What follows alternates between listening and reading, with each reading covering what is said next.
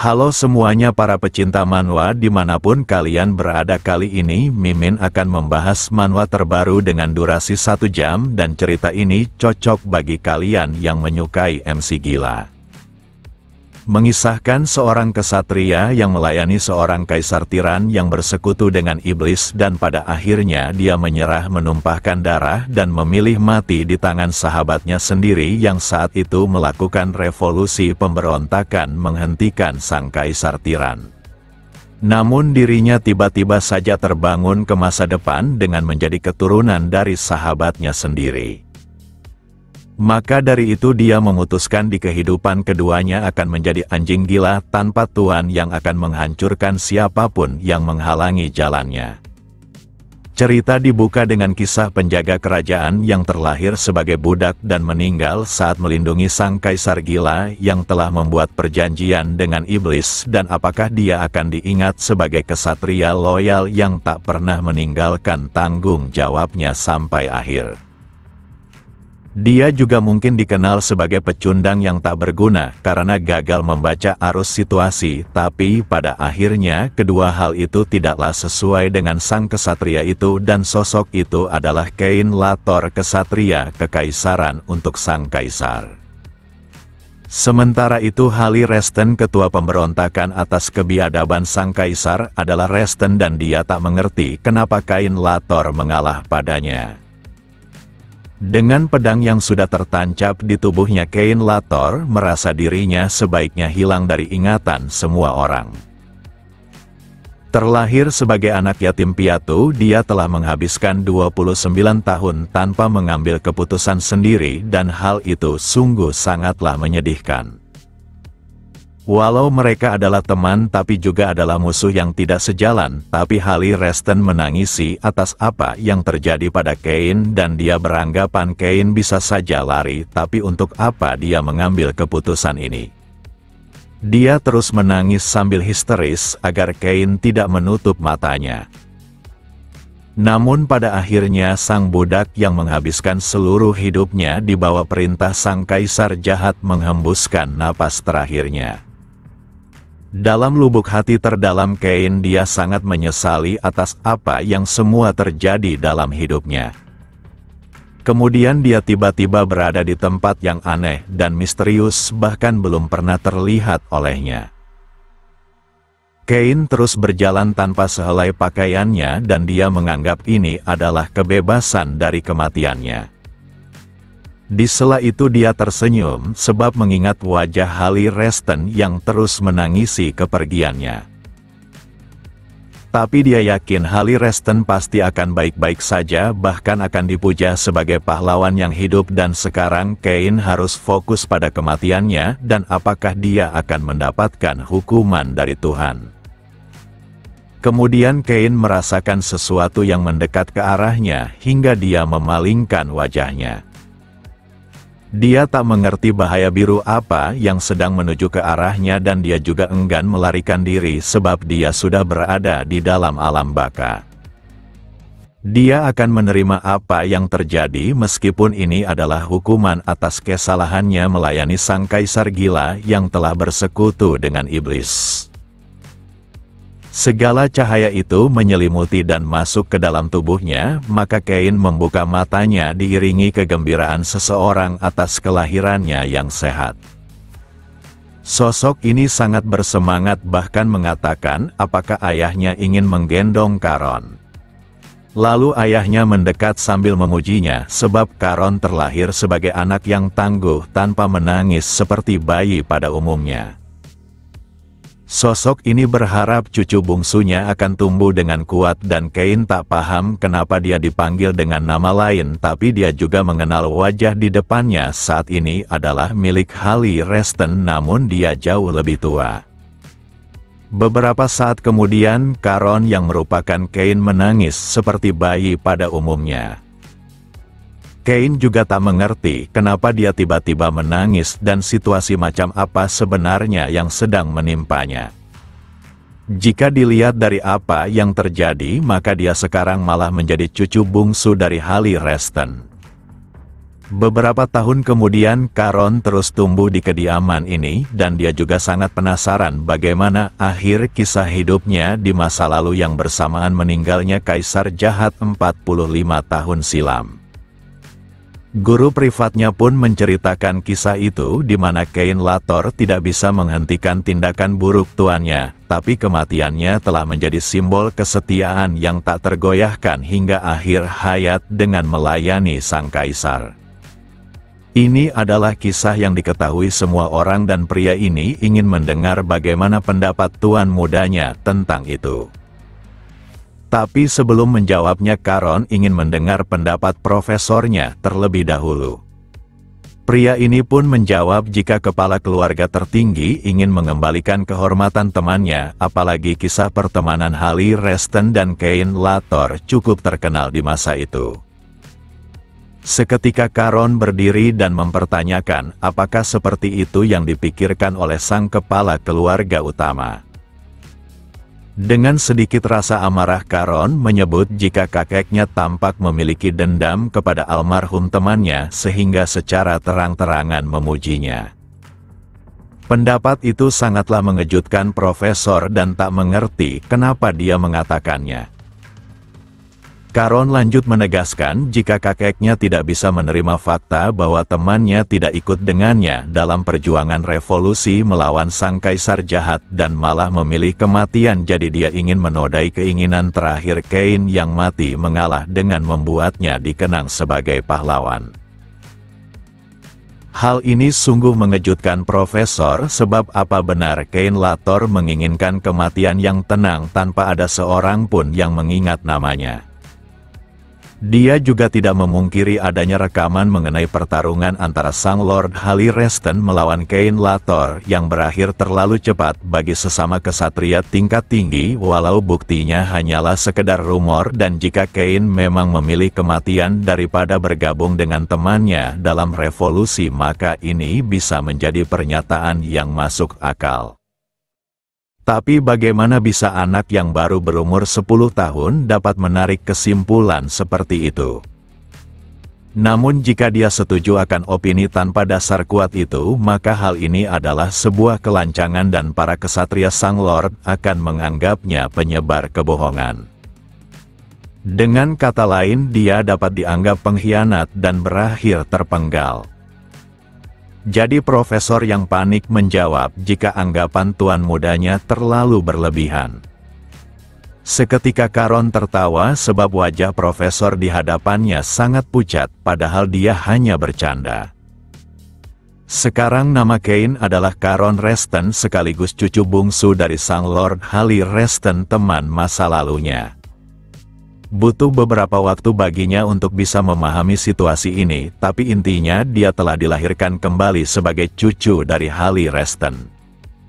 Alasan kekesalan Karon sebab Hallie telah menjadikannya pahlawan, padahal dia pasti mengetahui keinginannya untuk menghilang dari sejarah. Lalu orang di depannya saat ini adalah Pale Reston, putra bungsu sang Lord sekaligus ayahnya. Selanjutnya ayahnya menanyakan apakah kelas putranya sudah selesai dan Karon membenarkannya, dan dia bisa melihat jika ayahnya sedang berdoa. Maka dari itu Karon beranggapan jika ayahnya pasti masih mengkhawatirkan tentang upacara awakening-nya. Di sela itu ayahnya meminta maaf dan Karon tak mengerti maksud ayahnya. Pale Reston mengakui jika dia tak seperti kedua pamannya yang pernah membangkitkan magic power, tapi dia tak bisa sehingga khawatir ketidakbecusannya akan menurun para Karon yang merupakan darah dagingnya.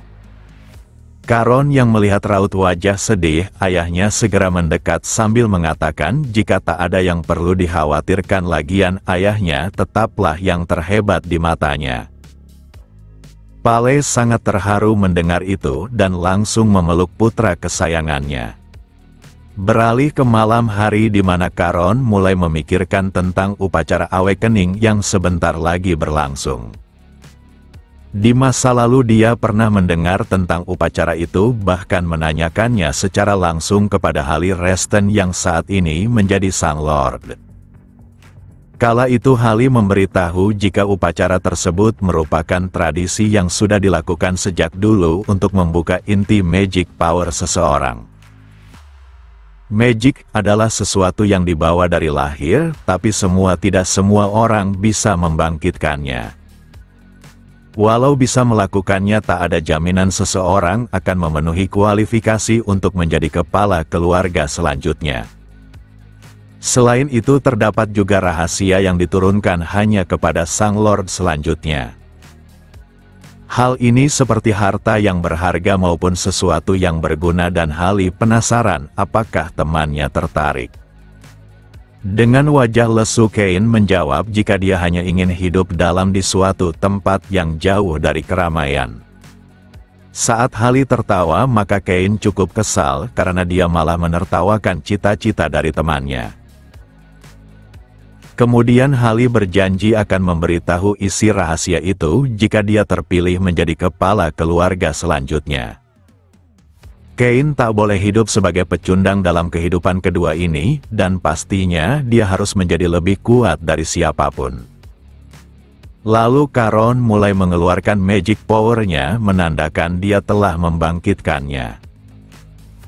Dengan pengetahuan serta bakatnya dari masa lalu, maka dia bisa berkembang dengan cepat melebihi siapapun. Sebenarnya dia juga telah menyelesaikan magic power-nya sejak lama dan hanya menyembunyikannya dari orang-orang. Beberapa hari kemudian, Cain akan berangkat ke kediaman utama untuk melaksanakan upacara awakening. Dia sangat takjub melihat perkembangan teknologi di depannya dan ibunya memberitahu jika semua ini berkat dari sponsor ayahnya. Walau ayahnya menganggap ini hal biasa saja, tapi cara dia mengatur semuanya sangatlah luar biasa. Kemudian Cain memuji ayahnya dan dia sangat bangga menjadi putranya. Walau ayahnya tidak berbakat dalam membangkitkan magic power, tapi sangat cerdas dengan mensupport keuangan keluarga Riston. Bagi Charon, keluarga yang dimilikinya saat ini sangatlah sempurna dengan kehadiran ibu yang baik hati serta ayah yang sangat peduli pada keluarganya. Untuk melindungi kehangatan ini, maka Charon harus menjadi kuat hingga tak ada yang bisa menyentuh keluarganya.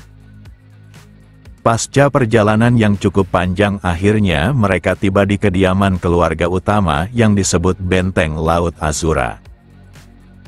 Tak lama lagi Cain akan bertemu dengan teman lamanya dan hanya dia yang akan mengenalnya. Takdir ini sungguh sangat aneh, tapi Cain tak punya waktu untuk mengeluh karena dia harus memanfaatkan tiap momen dalam kehidupan keduanya. Meski begitu, Cain sebenarnya sangat muak atas kelancangan temannya yang membuatnya menjadi tokoh besar dalam sejarah. Dia akan memastikan tindakan yang dilakukan oleh Hali akan percuma dan dia akan menguasai keluarganya. Tak ada Cain sang budak lagi maupun kesatria yang mengikuti kehendak tuannya, tapi dia akan melakukan semua sesuai keinginannya. Pale adalah ayahnya yang dibuang sebab tak bisa menggunakan magic power, tak seperti kedua pamannya. Maka dari itu Cain akan membuat mereka semua menyesalinya. Saat tiba di stasiun, kepala pelayan serta beberapa kesatria datang untuk menjemput Pale Reston bersama keluarganya. Sudah setahun sejak pertemuan terakhir mereka dan Pale menanyakan kabar Henrik sang kepala pelayan dan Henrik merasa terhormat atas kemurahan hati yang memperhatikannya. Charon dapat melihat jika para kesatria itu pastinya adalah kesatria gelombang laut. Mereka bahkan saling berbisik menunjukkan Charon telah ketahuan sudah bisa membangkitkan mananya dan mereka benar-benar di level berbeda dari kesatria yang ada di kediaman ayahnya yang tidak menyadarinya. Dengan ini maka Charon yakin jika Sang Lord pasti akan mendengar berita ini secepatnya. Henrik pun meminta Pale serta keluarganya untuk ikut dengannya sebab dialah yang akan menuntunnya ke istana utama. Setelah sampai di istana utama, maka pelayan meminta Charon untuk menunggu sebab ayahnya sedang menemui Sang Lord. Karon mengerti dan sungguh takjub pada ruang tamu yang begitu luas dan megah. Tapi berada di ruang tamu cukup membosankan baginya, dan ada baiknya dia ke perpustakaan saja. Di saat yang sama sepupunya datang dan menyebut jika Karon lebih cocok berada di perpustakaan saja, sebab dia tak berguna seperti ayahnya yang suka belajar. Bagi anak ini, cara itulah Karon bisa bertahan dan menjadi pintar untuk menghasilkan uang seperti ayahnya agar tak mati. Ucapan itu membuat Karon murka dan mulai mendekati sepupunya. Anak ini tak menyangka bocah yang diasingkan berani menatapnya dengan tajam, dan jika seperti ini maka dia akan menunjukkan sedikit dari kekuatan magic power-nya. Namun nyali anak itu seketika menciut melihat tatapan dingin yang seperti ingin menusuknya. Ditambah lagi Karon menyebutnya serangga kecil yang cuma berlindung di balik kediaman utama. Aura yang dikeluarkan oleh Karon menandakan dia telah membangkitkan magic power, dan anak ini sungguh sulit mempercayainya. Dia pun menanyakan sejak kapan Karon bisa melakukannya, padahal ayahnya tidak memberitahunya, dan Karon menjawab hal itu wajar saja sebab ayahnya sendiri tidak mengetahuinya. Kemudian Karon memanggil anak ini sebagai saudaranya, dan tampaknya mereka harus menyelesaikan sebuah masalah bersama. Bagi Karon, kediaman ini tidak membutuhkan dua binatang buas, dan dialah yang akan mengambil alih peran itu, jadi kakak tercintanya sebaiknya mundur. Anak ini makin panik serta takut seakan dia menyesal mengganggu Karon. Namun semua itu sudah terlambat sebab Karon malah menantangnya untuk bertarung sekarang juga. Sementara itu di ruangan lain, Henrik memberitahu kepada putra sang lord lainnya jika 3 kapten kesatria yang mendampinginya mengatakan bahwa Karon telah membangkitkan magic power-nya. Putra kedua sang lord adalah Raphael Reston, dan dia tak menyangka Karon sudah membangkitkannya, tapi kenapa Pale tidak memberitahu keluarga utama. Pale yang mendengar itu menjawab akan dirinya juga yang tidak mengetahuinya. Lalu putra sulung sang lord adalah Tels Reston, dan dia meminta saudaranya tenang sebab Pale belum membangkitkan magic power-nya, sehingga wajar saja tidak merasakan mana putranya sendiri. Ucapan itu membuat Raphael menyebut Pale sangatlah menyedihkan, padahal dia terlahir dari keluarga kesatria kasta tinggi. Di saat yang sama seorang pelayan datang dan melaporkan sebuah masalah telah terjadi. Saat pelayan itu mengatakan jika putra Raphael telah dihajar, maka dia tampak begitu marah. Dia enggan mempercayai perkataan ucapan pelayan itu, tapi semuanya telah terjawab tepat di depan matanya. Di mana putranya telah tergeletak dengan wajah yang buruk, disertai Karon yang tetap baik-baik saja. Lalu Karon menunjukkan rasa hormatnya kepada pamannya karena baru bertemu setelah sekian lama. Hanya saja pamannya malah memperlakukannya dengan buruk, bahkan menyebutnya anak kampung yang tidak tahu diri. Kemarahannya sungguh tak tertahankan melihat putra kesayangannya dihajar, dan dia akan menghukum Karon, tapi Pale berusaha menghentikannya. Tanpa rasa takut, Karon menegaskan jika dia melakukan hal ini sebab Leo telah menghina ayahnya. Dengan tatapan tajam dia mencoba mencari pembenaran dengan menanyakan apakah pamannya akan diam saat ayahnya diperlakukan dengan cara yang sama. Pale merasa sebuah kesalahpahaman pasti terjadi dan kakaknya sebaiknya tenang dulu. Tapi Raphael memintanya diam dan menganggap kelancangan Karon pastinya berasal dari ajaran buruknya sebagai seorang ayah. Lalu kepala pelayan menyela dengan meminta semua orang untuk diam. Dia telah melaporkan hal ini pada sang lord dan tuannya sendiri yang akan menjadi hakim dalam masalah ini. Lalu Pale segera merebut putarannya karena saudaranya sudah kelewatan memperlakukan anak-anak dengan kasar begitu. Pale terus menunjukkan rasa khawatirnya terhadap Karon, dan Karon baik-baik saja. Sekarang Pale ingin putranya tenang sebab kakeknya pasti akan memutuskan hasil terbaik. Karon berjalan masuk dan dia sebenarnya sudah tak sabar melihat teman lamanya yang cengeng. Saat berada dalam ruangan Sang Lord, maka Hali Reston langsung menanyakan alasan kenapa Karon berbuat onar di hari pertama kedatangannya. Pale pun berusaha menjelaskan kepada ayahnya, tapi Sang Lord menanyai Karon bukan dirinya. Walau Karon dididik di tempat yang jauh, tapi Sang Lord yakin dia tahu konsekuensinya jika melakukan hal yang konyol dan pasti ada alasan di balik tindakannya.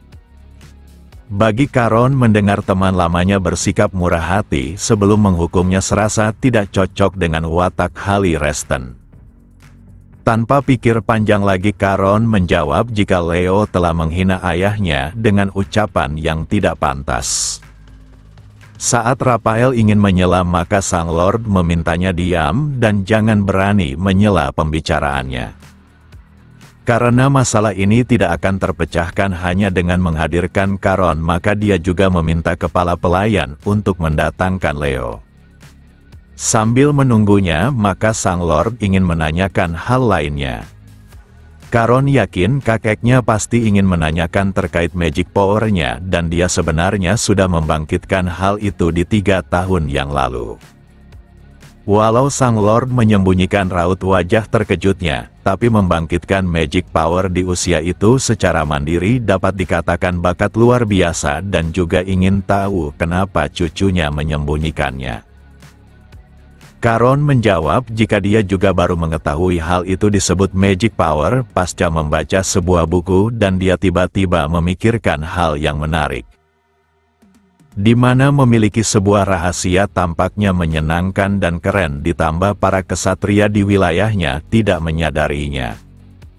Alasan itu terdengar kekanakan tapi sudah sewajarnya sebab Karon memang anak-anak. Beberapa saat kemudian pelayan telah membawa tuan mudanya. Siapa sangka Leo memasuki ruangan dengan wajah yang dipenuhi perban menunjukkan keadaannya tidaklah baik. Tanpa panjang lebar Sang Lord menanyakan apakah Leo telah menghina pamannya. Sebelum dia menjawab maka Karon menyela sambil meminta maaf sebab meski Leo menghina ayahnya dengan mengatakan dirinya penggila uang yang tak pantas ikut perebutan hak waris keluarganya, maka dia tidak lepas kendali dengan marah padanya. Keadaan ini benar-benar makin membuat mental Leo tersudutkan, bahkan Karon menambahkan hinaan yang tak dilontarkannya. Akan tetapi sosok Karon yang sangat menyeramkan benar-benar membuatnya merinding. Saat Lord menanyakan kebenarannya, maka Leo tidak punya keberanian selain mengakuinya. Dikarenakan ucapan awakeningnya akan dilaksanakan esok hari, maka Sang Lord akan menunda hukuman mereka berdua dengan memperbolehkannya untuk istirahat terlebih dahulu. Setelah semuanya pergi, maka Henrik mengungkapkan pendapatnya jika Karon memiliki banyak aspek menarik yang akan menarik perhatian tuannya. Sang Lord tidak memungkiri Karon anak yang unik, selain membangkitkan magic power-nya secara mandiri, dia juga berhasil menyembunyikannya selama 3 tahun terakhir. Bahkan dia juga seperti mempertanyakan kemampuan pasukan yang diutus ke wilayah Pale dan hal ini sama saja mengkritik keputusannya seakan menelantarkan Pale. Tapi semua ini hanyalah penilaian pertama, sebab jika Karon benar-benar anak yang spesial maka semuanya akan terjawab di esok harinya. Dia tak boleh menilai terlalu dini hanya karena anak itu berhasil membangkitkan magic power-nya dengan cepat. Namun dia tetap saja penasaran hal apa yang akan diperoleh oleh Karon saat berhasil menyelesaikan upacara awakening-nya. Keesokan harinya tepat pada tengah malam ujian upacara awakening akan segera diadakan dan para petinggi keluarga utama Reston berkumpul. Karon dapat merasakan aura kuat dari orang-orang berjubah di belakangnya menunjukkan jika mereka adalah para elder keluarga ini. Meskipun mereka sudah pensiun dari tugas aktif, tapi mereka tetap berkumpul dengan aura yang begitu kuat. Tels yang merupakan anak tertua datang bersama putrinya. Lalu Rafael yang merupakan anak kedua datang bersama Leo putranya. Kedatangan mereka semua menunjukkan jika upacara ini jauh lebih penting dari yang dibayangkannya. Setelah cukup lama memasuki hutan, mereka tiba di hadapan sebuah benda aneh. Charon dapat merasakan ada sesuatu pada benda ini dan perasaannya tidak bisa digambarkan. Tanpa pikir panjang lagi, Sang Lord merasa mereka sebaiknya memulai upacara sakral ini.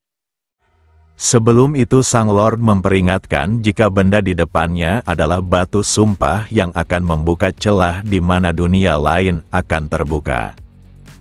Sejauh ini berdasarkan mereka yang pernah memasukinya akan mengalami hal yang berbeda dan upacara sakral ini akan usai setelah mereka mendapatkan senjata untuk menghancurkan dunia tersebut.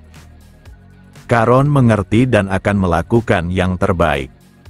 Sang Lord menatap Charon untuk waktu yang lama sebab takjub dia tidaklah bergeming maupun menunjukkan rasa takut serta keraguan.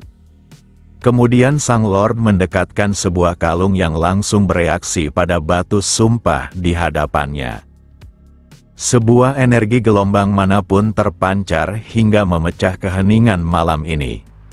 Cahaya itu bahkan menjulang hingga ke langit menunjukkan betapa sakral upacara awakening dalam keluarga Reston. Di sela itu Sang Lord menanyakan apakah Charon merasa takut akan apa yang ada di dalam. Ayahnya juga sangat mengkhawatirkannya dan apakah putranya sungguh baik-baik saja. Lalu Charon memegang tangan ayahnya karena semua ini akan usai dan dia pasti akan segera kembali. Seperti yang dikatakan oleh kakeknya, maka dia hanya perlu menemukan sebuah senjata dan menghancurkan dunia yang tercipta di dalam celah dimensi di depannya. Di masa lalu tugas Charon sebagai seorang kesatria yang berada di bawah kendali sang kaisar adalah menghancurkan segala sesuatu. Di sela itu Sang Lord memberikan kata-kata terakhir di mana cucunya harus mengalahkan ketakutan dalam dirinya. Ucapan itu membuat Charon terdiam sesaat karena yakin ucapan itu pastinya memiliki maksud tertentu. Saat melewati celah, maka Charon berada di sebuah tempat yang cukup asing. Akan tetapi saat memperhatikan tempat ini, maka Charon mengenalnya dengan cukup jelas. Di mana ini adalah istana kekaisaran dengan mayat yang tak terhitung jumlahnya tergeletak di sana. Charon terus berjalan dan dia penasaran kenapa dirinya diperlihatkan mayat para rekannya yang gugur. Dia merasa dunia ini ingin dirinya termakan oleh penyesalan atas kematian seluruh rekannya yang sudah berjuang bersamanya. Sekarang dia tepat berada di depan gerbang singgasana menuju istana sang kaisar. Di sela itu sebuah suara misterius terdengar di mana dunia milik Charon sangat kejam serta menyedihkan. Suara itu juga menegaskan jika dia akan memenuhi perjanjian yang telah dibuat dengan leluhurnya. Dia juga menyebut darah yang mengalir dalam tubuh Charon tidak bisa dimasuki oleh demon rendahan karena dia sangat berbeda dari anak-anak keluarga Reston pada umumnya. Suara itu pun mempersilahkannya untuk naik tahta dan apa yang diinginkannya berada di balik pintu. Charon pun melewatinya dan dia dapat melihat ada sesuatu di singgasana milik sang kaisar. Singgasana itu adalah sesuatu yang sangat ingin dilindungi oleh sang kaisar sehingga membuat kesepakatan dengan demon. Charon tak tahu jika rekannya akan mati hanya karena itu dan dia seperti berjalan di atas mayat rekan-rekannya. Suara misterius itu menyebut Charon adalah anak yang menerima berkat dari Laut Utara yang dingin meskipun jiwanya telah kehilangan arah sebab perbuatannya di masa lalu. Suara itu menyambut kedatangan Charon yang mewakili klan Reston Laut Utara. Yang benar saja apa yang ada di depannya adalah senjata iblis yang seharusnya tidak dimiliki manusia. Suara itu menuntunnya untuk memasukkan mana milik Charon dan Charon yakin pedang demon itu akan memakan jiwa penggunanya. Namun suara itu memintanya tidak khawatir sebab keberadaan jahat di dalamnya telah dilenyapkan oleh leluhur keluarga Reston dan apa yang ada di depannya hanyalah bentuk yang sudah diubah oleh sosok demon. Sekarang Charon hanya perlu membangkitkan pedang itu, dan jika dia berhasil maka pedang terhebat sepanjang sejarah akan menjadi miliknya. Meski begitu Charon masih ragu sebab dia mungkin saja akan kembali seperti dulu yang menghabisi banyak orang dengan mengikuti keinginan sang kaisar. Namun dia tiba-tiba teringat akan peringatan sang Lord di mana dia harus mengalahkan rasa takutnya. Sekarang Charon paham jika upacara sakral ini bukan hanya untuk mendapatkan senjata tapi bagi pewaris keluarga harus mengalahkan sumber dari rasa takutnya. Karena itulah dunia dalam celah ini akan berbeda tergantung dari anak-anak keluarga Reston yang memasukinya. Dikarenakan Charon memiliki ketakutan serta nasib yang menyedihkan di masa lalu maka ujiannya pun akan sangat sulit. Seketika Charon tenggelam ke dalam laut biru tanpa ujung. Di sana dia melihat sang pedang demon yang harus ditaklukkannya. Akan tetapi terdapat keanehan di mana pedang itu malah berubah bentuk dengan ukiran yang tak pernah ada. Suara misterius itu juga tidak tahu kenapa pedang tersebut berubah wujud dan hal ini baru pertama kali terjadi sepanjang sejarah keluarga Reston. Jika Charon gagal menanganinya, maka dia bisa saja mati di tempat ini dan resiko itu sepadan dengan berharganya pedang demon tersebut. Dia harus terus menahannya sebab mana aneh dalam pedang itu sedang diukir dalam tubuhnya. Charon tak menyangka sebuah pedang akan memiliki efek sehebat ini, dan jika saja dia tidak memiliki pengalaman masa lalu maka tubuhnya saat ini pasti sudah rusak.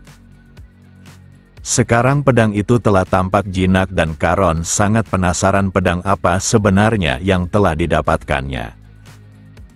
Kemudian suara misterius itu memberitahu jika pedang ini telah menghabisi banyak demon serta melahap kekuatannya. Pedang ini juga senjata yang ditakuti bahkan untuk para demon sampai keberadaannya terhapuskan. Senjata ini merupakan pedang yang mewakili kegelapan laut dalam dan ini sesuai dengan takdir milik Charon. Lalu Charon menduga jika suara itu pastinya bagian dari klan biru yang tak lain sang naga biru sekaligus pelindung keluarga Reston. Hanya saja suara itu enggan menjawabnya karena Charon masih terlalu muda dan dia harus berkembang agar bisa mengungkapkan semua misteri. Charon mengerti dia takkan mempertanyakannya lagi sebab waktu pasti akan menjawabnya tapi bagaimana caranya dia keluar dari tempat ini. Saat suara itu memberitahu caranya, maka Charon menghunuskan pedang iblisnya. Yang benar saja targetnya adalah singgasana sang kaisar yang berada di depannya. Sementara itu ayahnya sangat mengkhawatirkan putranya. Lalu sang Lord memintanya tenang sebab Charon pasti bisa mengatasinya. Dia paham kenapa Palet takut seperti itu sebab dia sendiri tak pernah melalui jalan ini. Lalu semua orang dikejutkan saat menyaksikan batu sumpah sakral itu mulai rusak. Sang Lord sendiri tak paham apa yang terjadi karena hal ini belum pernah terlihat selama ratusan tahun. Sebuah kilauan muncul dan menghilang dalam sekejap mata. Yang benar saja Charon telah kembali tapi dia merasa ada sesuatu yang salah sebab batu sumpah telah tiada. Seluruh pandangan tertuju pada Charon karena dia menghancurkan benda berharga milik keluarga Reston. Ayahnya tak dapat menyembunyikan rasa paniknya atas hal yang dilakukan putranya. Charon pun meminta maaf sebab dia melakukan hal ini tanpa sengaja. Hanya saja sang Lord malah menatap hal asing yang berbeda dibandingkan hancurnya batu sumpah. Di mana pedang yang ada di tangan Charon adalah milik sang pendiri klannya. Seharusnya pedang itu dihapus dari sejarah dan hanya diturunkan dalam bentuk kisah legenda. Namun sang Lord tak tahu kenapa pedang itu malah muncul secara tiba-tiba padahal sudah tak terlihat ratusan tahun silam. Keberadaan batu sumpah untuk mengingat perjanjian leluhurnya dan apakah waktu yang dijanjikan telah tiba setelah sekian lama. Lalu sang Lord menanyakan apakah Charon tidak takut pada pedang itu. Tanpa ragu Charon menjawab jika pedang ini hanyalah sebuah alat baginya dan tak ada alasan untuk takut. Sang Lord tak ingin memperpanjang kemunculan pedang sang pendiri klannya, tapi dia mengetahui legenda itu. Dahulu sekali leluhur keluarganya tidak bisa memenuhi janji mereka dengan sang naga biru untuk menghabisi para demon yang melintas dari di dunia lain. Maka dari itu sang naga meninggalkan batu sumpah sebagai bukti perjanjian itu sekaligus sumpah untuk masa depan di mana para iblis kembali menginvasi. Dengan kata lain keluarga Reston sejak dahulu menunggu kemunculan keturunannya yang suatu hari nanti akan melaksanakan perjanjian tersebut. Lalu di antara semua keturunan dari keluarganya sang Lord mulai mengaitkan Charon adalah sosok yang ditakdirkan untuk perjanjian itu.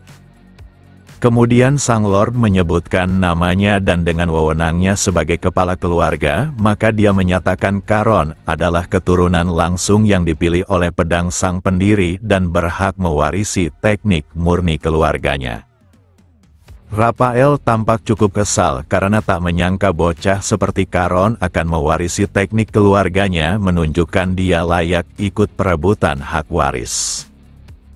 Sementara itu Pale tampak tidak terlalu peduli akan hal itu di mana dia lebih mengkhawatirkan keadaan putranya.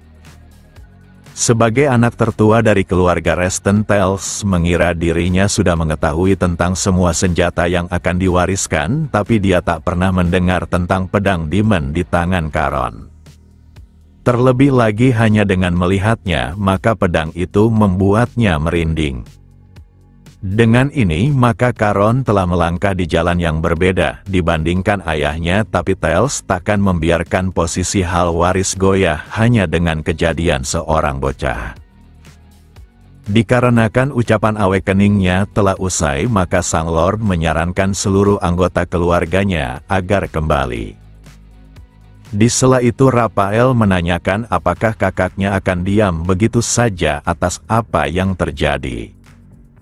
Tales mengerti apa yang dipikirkan saudaranya, jadi sebaiknya mereka berbicara berdua saja. Sebelum itu Raphael penasaran apakah kakaknya mengetahui tentang pedang eksekusi demon itu. Tales tidak memungkiri jika ini di luar perkiraannya dan semuanya cukup aneh. Setelah mendengar itu, maka Raphael merasa harus segera bertindak dan dia takkan membiarkan variabel ini mengganggunya.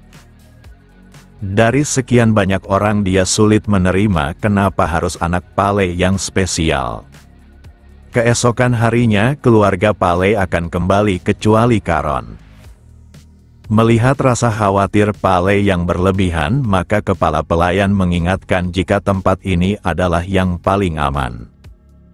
Pale tidak memungkiri hal itu, tapi yang dikhawatirkannya bukanlah ancaman dari luar melainkan sesuatu yang lain.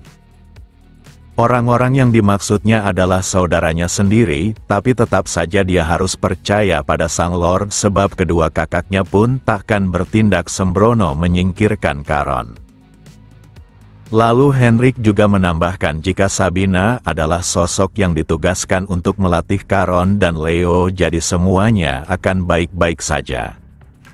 Hanya dengan mendengar nama itu, maka Charon mengetahui tentangnya. Sabina Reston merupakan saudara dari sang Lord yang sekarang dan dia dikenal sebagai master yang tidak jauh mahir dibandingkan Hali Reston. Kemudian Pale mengingatkan agar putranya bersikap baik pada bibinya sebab Sabina dulu sangat menyayanginya walau dia tidak bisa membangkitkan magic power-nya. Satu pesan terakhir dari sang Lord untuk putra ketiganya, di mana dia akan menyiapkan sebuah kediaman khusus untuk Pale agar dia bisa berkunjung kapan saja di dalam istana. Ucapan itu membuat Pale sangat tersentuh karena setelah sekian lama dia kembali mendapatkan perhatian ayahnya. Beberapa saat kemudian, Caron langsung saja akan dituntun untuk menemui Sabina. Tapi sebelum itu Henrik menyarankan agar Caron tidak memanggil Sabina dengan sebutan nenek sebab dia tidaklah menyukainya. Dengan wajah lesu Caron akan mengingatnya dan dia tak mengerti kenapa seorang wanita tua enggan dipanggil nenek.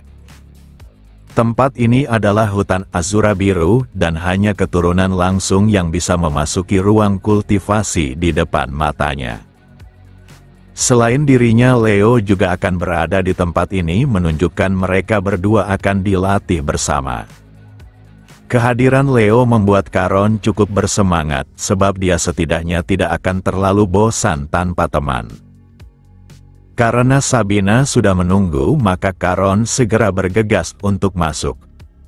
Hanya dengan berada di depan gerbang, maka Caron dapat merasakan energi yang luar biasa. Lalu suara Sabina terdengar jika Caron tidak membuang waktunya dengan berdiri di depan gerbang. Sambil membuka pintu, Caron memperkenalkan dirinya sekaligus merasa terhormat dilatih oleh Sabina. Saat melihat Sabina, maka Caron sangatlah terkejut karena ini di luar apa yang dipikirkannya. Yang benar saja wanita yang seharusnya dipanggil nenek malah terlihat lebih muda dibandingkan usianya. Sabina yakin bocah seperti Caron pastinya terkejut melihat wujudnya yang di luar imajinasinya. Baginya waktu benar-benar sudah lama usai sebab Pale yang baik hati sekarang memiliki seorang putra.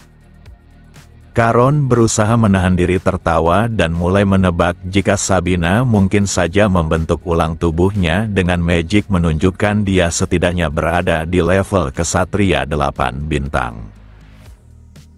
Kemudian Sabina menyuruhnya untuk duduk dengan posisi kaki bersilang menandakan dia ingin mendapatkan pengajarannya. Yang benar saja Leo telah berada di tempat ini terlebih dahulu.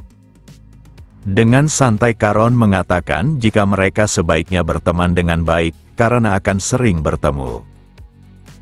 Caron juga menyebut sosok yang dimaksud serigala putih dari keluarga Reston adalah Sabina dan Sabina tak menyangka akan mendengar julukan itu dari seorang bocah.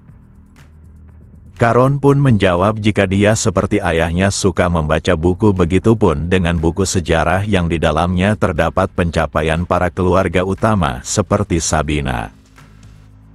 Kini Sabina mulai paham kenapa Sang Lord menyukai Caron dan Caron ingin mendengar pendapat kakeknya itu.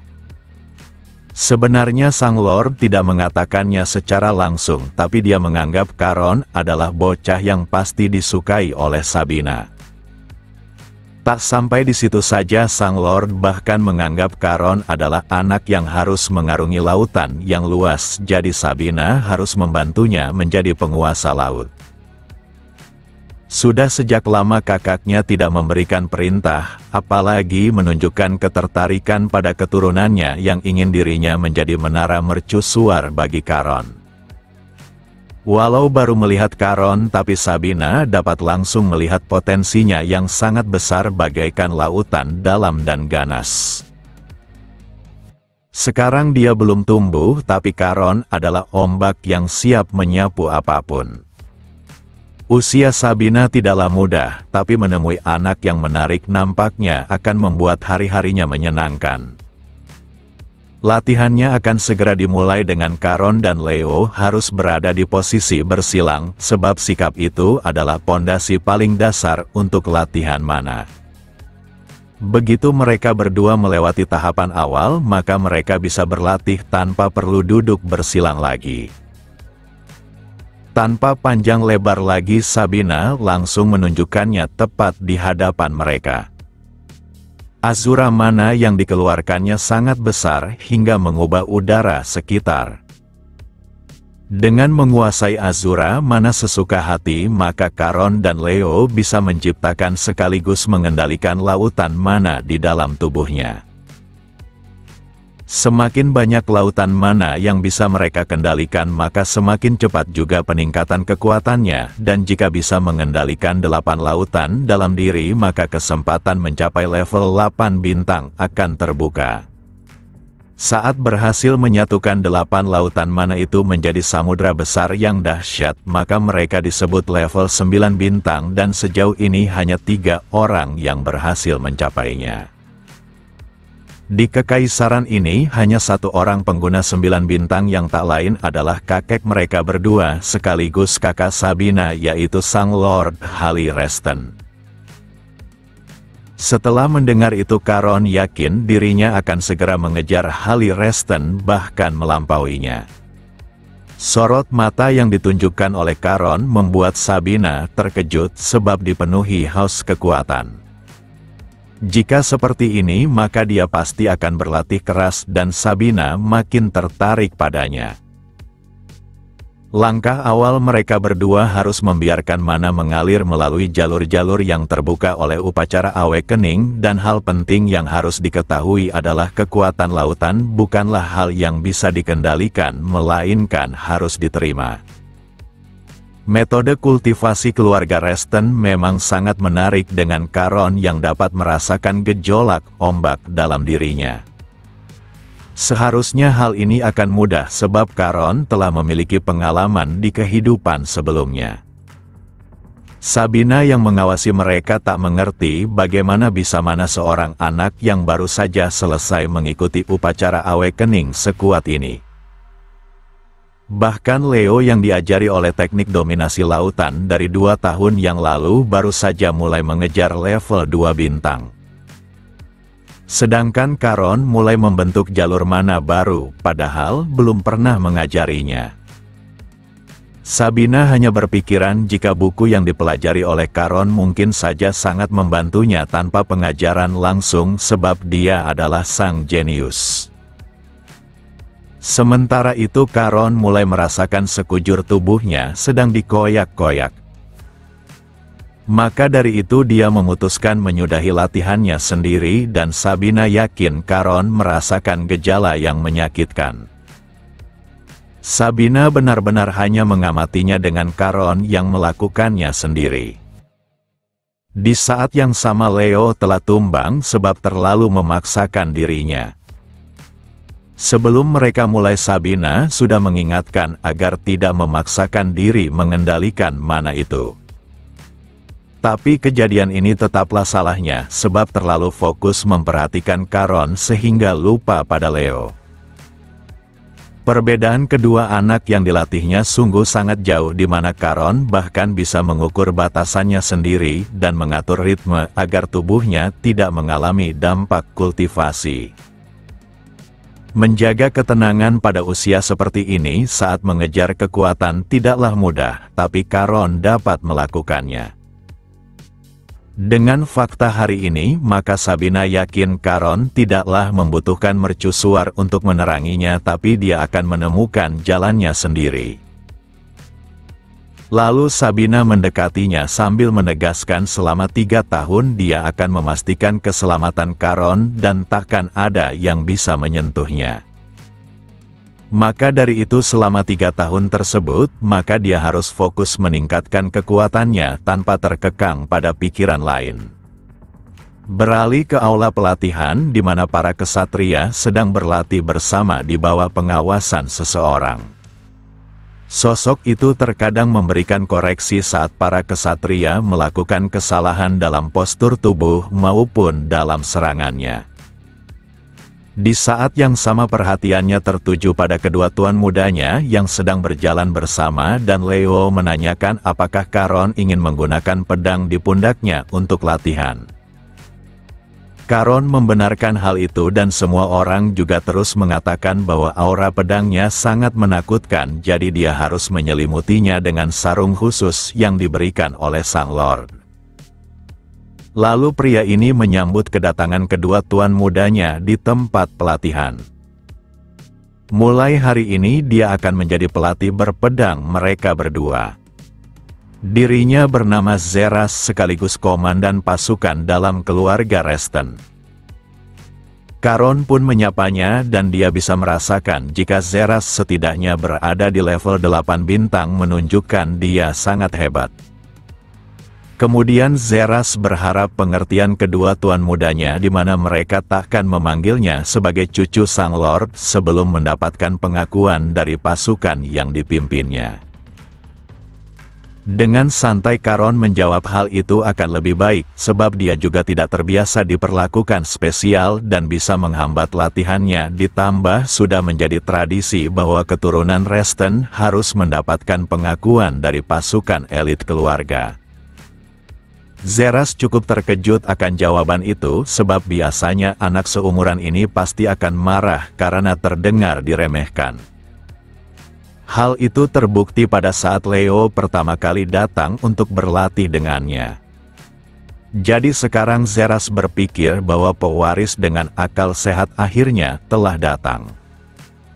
Hanya saja anggapan itu terlalu baik sebab Caron langsung menampakkan raut wajah mengerikan dan menegaskan jika pada akhirnya mereka semua akan bertekuk lutut di hadapannya.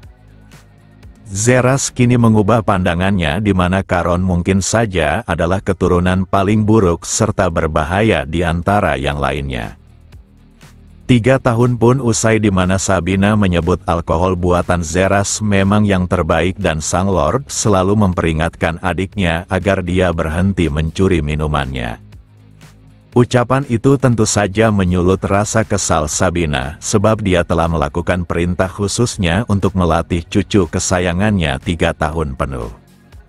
Sang Lord membenarkan hal itu dan siapa sangka waktu berjalan begitu cepat. Maka dari itu dia ingin mendengar kesan Sabina tentang Caron. Tanpa perlu menyembunyikannya Sabina menyebut jika Caron adalah monster hidup.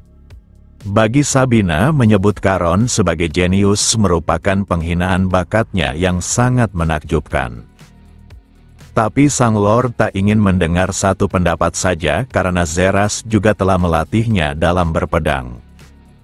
Setelah 3 tahun terakhir ini Zeras merasa pendapat Sabina bukanlah sesuatu yang dilebih-lebihkan. Menurutnya dalam segala aspek dari kemampuan bakat bawaan serta fisik dan perilaku bahkan kemauan akan latihan serta nyali tanpa rasa takut dimiliki oleh Caron. Selain itu dia pantas dikatakan lebih unggul dari penerus pertama yang juga dirumorkan sebagai sang jenius. Anak itu bernama Hugo sekaligus anak dari Tels putra pertama Sang Lord, tetapi bukankah Hugo telah dirumorkan sebagai generasi terbaik di Kekaisaran? Lalu Sabina harus menyela sebab Sang Lord sebaiknya bersiap mengelola keluarga ini dengan baik. Tak dapat dipungkiri jika pengaruh Caron pastinya berdampak pada garis suksesi dan Caron bukanlah tipe yang akan menyerah hanya karena dia lebih muda. Cepat maupun lambat bakat Caron pasti akan tersebar luas dan hal itu juga membuat situasinya memanas, bahkan dia bisa menjadi target untuk disingkirkan dan dia juga bisa menjadi malapetaka bagi mereka yang menghalanginya. Situasi ini bisa saja memicu perang antar keluarga utama dan akan menggoyahkan kekuatan keluarga Reston. Yang lebih mengkhawatirkan adalah fakta bahwa batu sumpah telah hancur dan tak ada lagi keturunan yang bisa masuk ke celah dimensi lain untuk mendapatkan senjata khusus. Kehilangan batu sumpah berarti hancurnya pelindung hutan utara dan monster dari berbagai ras mulai menginvasi wilayah keluarga Reston. Lalu Sang Lord meminta adiknya tidak terlalu memikirkannya karena orang yang menghancurkan batu sumpah itu adalah batu itu sendiri yang akan menopang keluarga Reston di masa depan.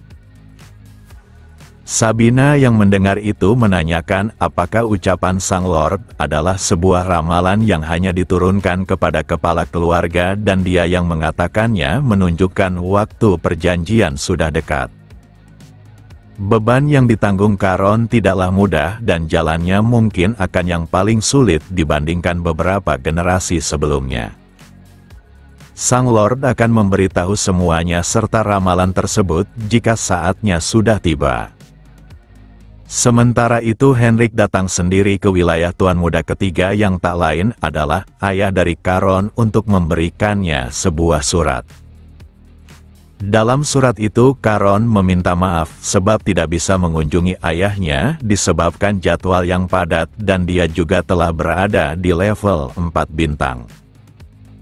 Seperti saran ayahnya, dia juga berusaha akrab dengan saudaranya dan dia makin dekat dengan Leo, tapi hanya ada sedikit masalah di mana uang jajannya sudah hampir tak tersisa dan hal itu membuat Pale tertawa.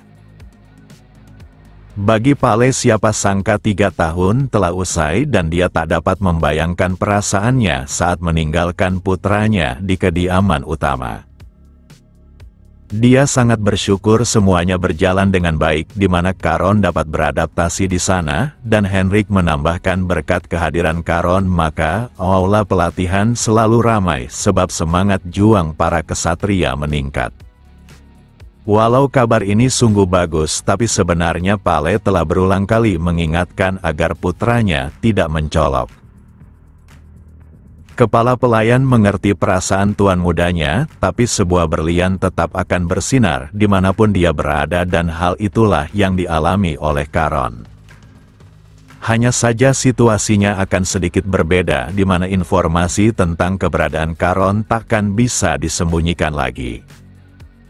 Di usianya sekarang dia akan diberikan misi menandakan dunia luar akan mengenalnya.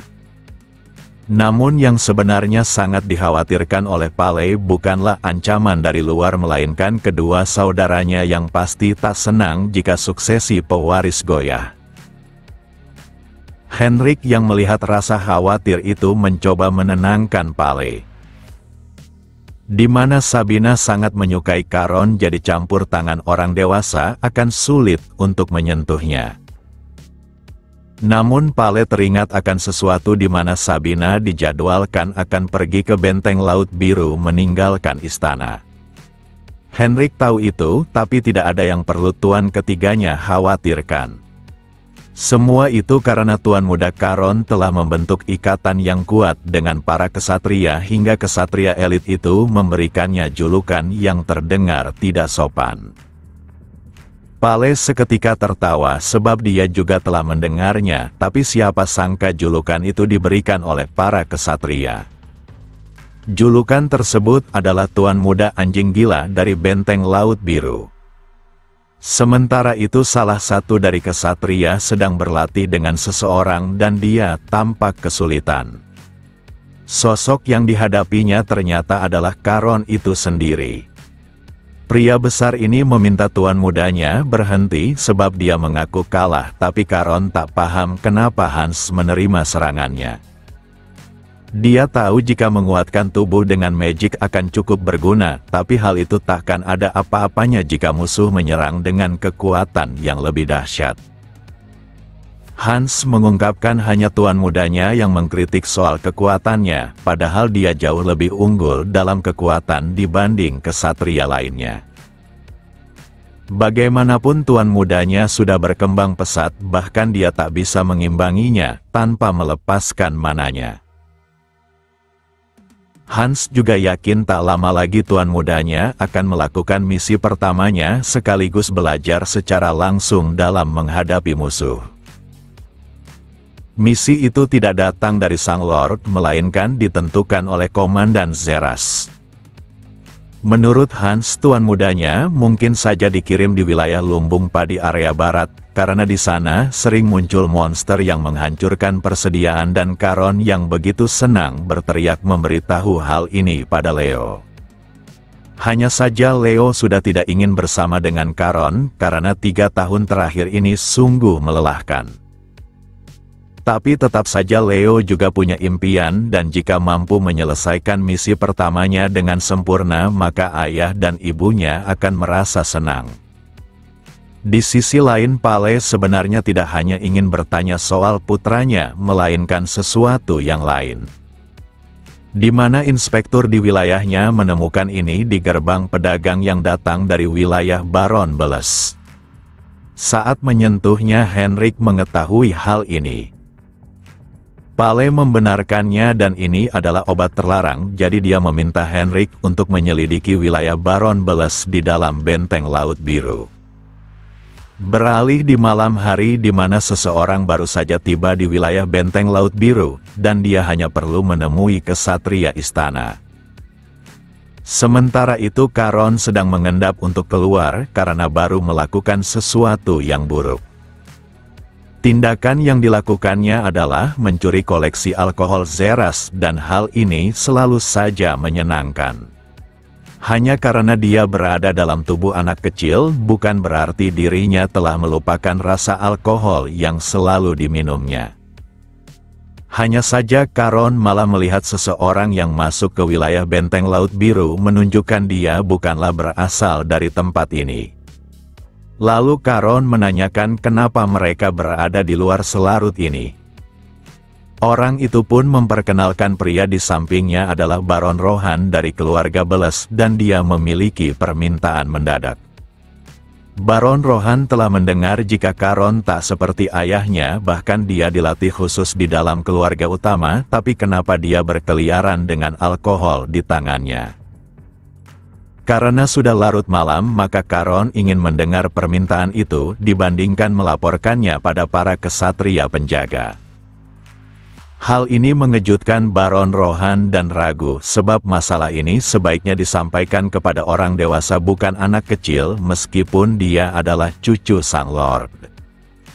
Lalu anggapan Baron Rohan seketika berubah saat Karon mengatakan jika biasanya Baron sebuah wilayah akan mengirim utusan, tapi kedatangan Baron Rohan secara pribadi menunjukkan masalah tersebut mendesak dan sudah sepantasnya bangsawanlah yang menerimanya bukan para kesatria. Baron Rohan tak menyangka jika bocah di depannya bukanlah sekedar pembuat onar biasa yang bisa memutuskan urusan politik tanpa ragu.